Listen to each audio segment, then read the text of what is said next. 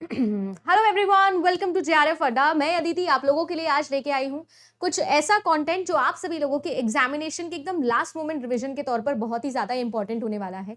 देखिए guys, vision JRF पर आप लोगों को हमेशा से एक प्रॉमिस हमने रखा है कि आप लोगों के एग्जाम टाइम तक हम आपके साथ हैं और आप सभी लोगों के लिए जितना इंपॉर्टेंट हो सकता है उतना इंपॉर्टेंट कंटेंट लेके आएंगे आपके एग्जामिनेशन तक। तो मैं यहाँ पर आप लोगों के लिए यही प्रॉमिस को फुलफिल करने आई हूँ। पिछले 2 दिन से आप लोगों की हायर एजुकेशन की और एनवायरमेंट की क्लास नहीं हो रही थी और अब से आप लोगों के लिए डेली वो क्लासेस कंटिन्यू करूंगी। मुझसे जितना मेहनत हो पाएगा मैं करूंगी और आप लोगों के लिए और भी नई फैकल्टीज है जो यहाँ पर आपके लिए कंटेंट लेके आने वाले हैं। आज का जो ये सेशन है डेडिकेटेड है हायर एजुकेशन की कुछ इंपॉर्टेंट फुल फॉर्म्स को लेकर। आप सब जानते हो यूजीसी नेट एग्जामिनेशन पेपर 1 के अंदर हायर एजुकेशन के अंदर फुल फॉर्म्स पर सबसे ज्यादा सवाल बनते हैं, चाहे वो आपके मल्टीपल सिलेक्शन ऑप्शन वाला सवाल हो, मैच द कॉलम वाला सवाल हो या डायरेक्टली भी आप लोगों के पास में स्टेटमेंट वाले सवाल में वर्ड दिया होता है एक्रोनिम और उसका फुल फॉर्म पूछा जाता है। तो आज मैं वही आप लोगों के लिए जल्दी से रिवीजन आपका करवाने वाली हूँ।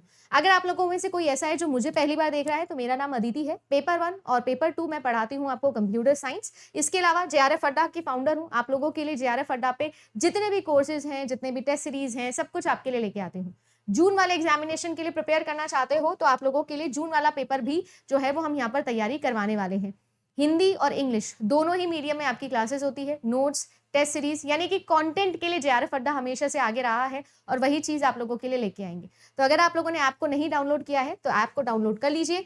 आपके पास में सरकारी टीचर बनने का जो ये सपना है ये जेआरएफ अड्डा पे हम फुलफिल करवा के रहेंगे। अब मैं आ जाती हूँ डायरेक्टली हमारे फुल फॉर्म्स के ऊपर। देखिए, बहुत सारी फुल फॉर्म से जो हो सकती है, मैंने आईसीटी के अंदर, आप सब बच्चे मुझे जानते हो ऐसा नहीं, विजन जेआरएफ पे मेरी क्लासेस नहीं होती पर जेआरएफ अड्डा के थ्रू तो ऑफ कोर्स आप मुझे जानते हो। आईसीटी में मैंने आपको मोर देन 1000 फुल फॉर्म्स हमेशा से बताई है और हायर एजुकेशन के अंदर, रिसर्च के अंदर, टीचिंग के अंदर भी कैसे आईसीटी को या टेक्नोलॉजी को रिलेट कर करके आपके सवाल बनते हैं वो हमेशा से आपको पढ़ाए हैं। तो बहुत सारी फुल फॉर्म्स वहां से निकलती है बट कुछ ऐसी फुल फॉर्म्स हैं जो लगातार रिपीटेड आपके फॉर्म में आती है, वो आपके पास में है। ये पीडीएफ टेंशन नहीं लेनी है, आपके पास में पहुंच जाएगी, मैं इसके कमेंट सेक्शन के अंदर पिन कर दूंगी।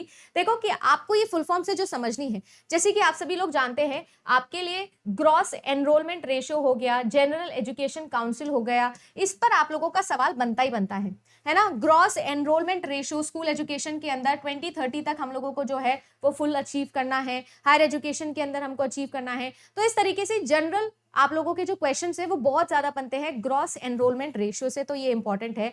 Higher education commission of India, इस पर आपका लगातार सवाल बनता है।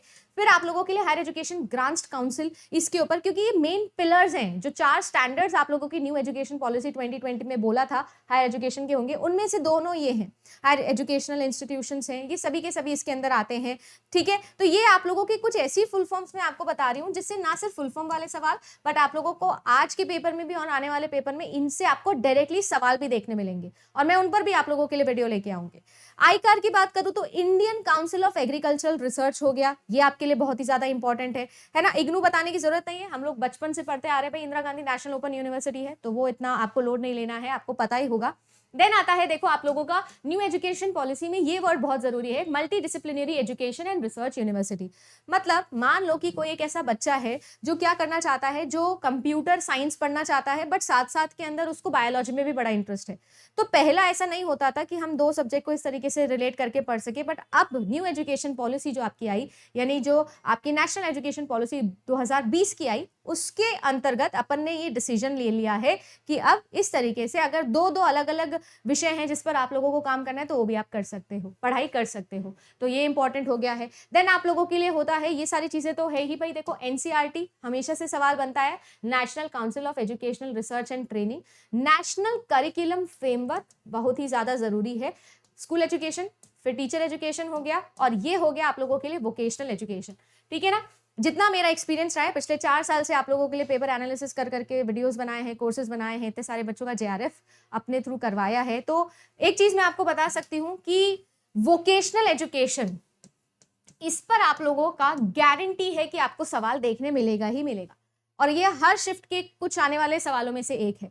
वोकेशनल एजुकेशन पे आपकी जो नई एजुकेशन की नीति आई है 2020 में, उसने बहुत ज्यादा एम्फेसाइज किया, बहुत ज्यादा जोर जो है वो इस पर डाला है। देन आपके लिए national curriculum and pedagogical framework for early childhood care and education हो गया। ये एक बहुत ही बढ़िया सवाल है जो बनता है, बहुत ही ज्यादा जरूरी। NCTE, इसके ऊपर सवाल बनता है, national council for teacher education, है ना। आपके पास में देखो बहुत सारी स्कीम्स जो लेके आए हैं, दिशा, ठीक है, निष्ठा, ये सब टीचर ट्रेनिंग प्रोग्राम से जो आपके लिए आए हैं। तो दिशा, निष्ठा, इनकी भी फुल फॉर्म्स है जो आपके लिए बहुत ज्यादा जरूरी होती है। Then vocational education and training वाला पार्ट हो गया, NETF, ठीक है।